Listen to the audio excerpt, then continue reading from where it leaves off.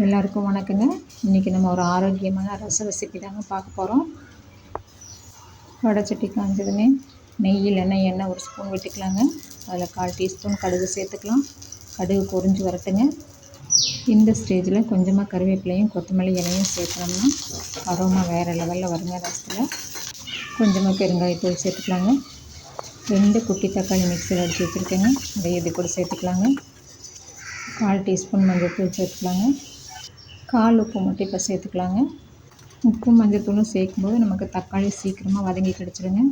தக்காளி பச்சை வாசம் போக நல்லா வதங்கிருச்சுங்க. இப்போ கெட்டியாக கரைச்சி வச்சுருக்க புளி தண்ணியை நம்ம இதில் சேர்த்துக்கலாங்க. இதுக்கப்புறம் தாங்க நம்ம முக்கியமாக ஒரு பொருள் சேர்க்க போகிறோம்.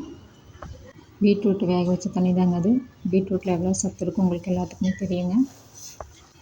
இந்த பீட்ரூட் தண்ணி எடுக்கிறதுக்கு நம்ம ஒரு பீட்ரூட் தோல் சீவிட்டு துருவி வச்சுருக்கேங்க. அதை நம்ம குக்கரில் போட்டுட்டு முழுகிற அளவுக்கு மட்டும் தண்ணி ஊற்றிட்டு ஒரே விசில் இறக்கிருக்கேங்க.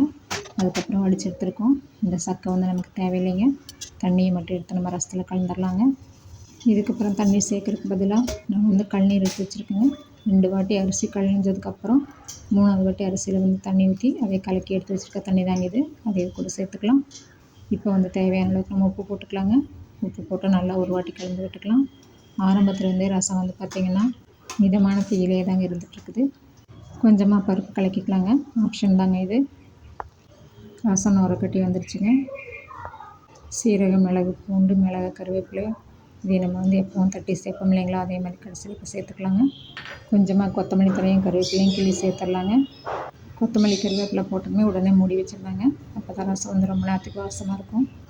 இது கூட தால் தடுக்கவும் பீர்க்கங்காய் புரணி சட்னியும் காம்பினேட் பண்ணியிருக்கேங்க. ட்ரை பண்ணி பாருங்கள்.